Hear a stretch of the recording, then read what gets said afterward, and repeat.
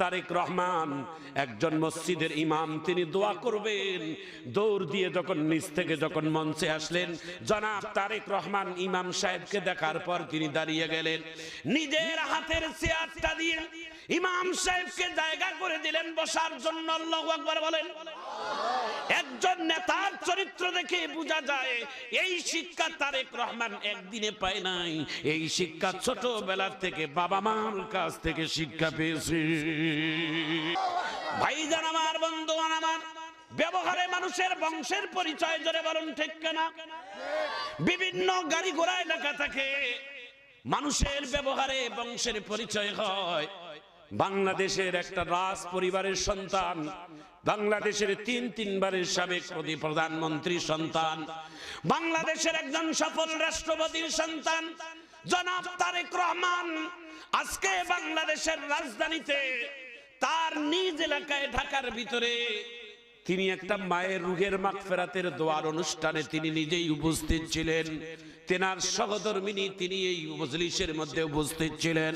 ভাইজান আমার, বন্ধুগণ আমার, আগামী দিনের সম্ভাবনা আল্লাহ এত বড় জনপ্রিয় একজন নেতা, নাম তার তারেক রহমান, একজন মসজিদের ইমাম, তিনি দোয়া করবেন।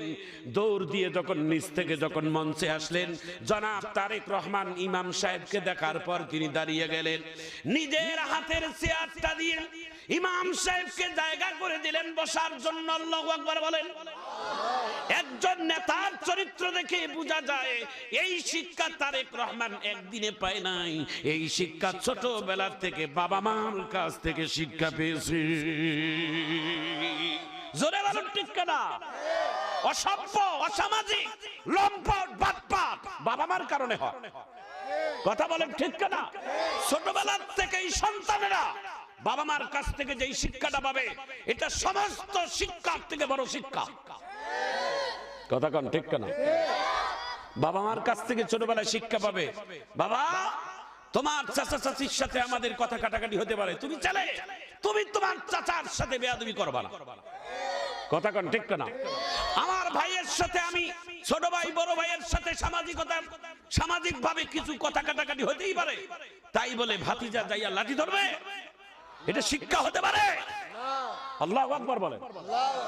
সামাজিক কিছু কারণ আছে বাবা মা। আল্লাহু আকবার বলেন।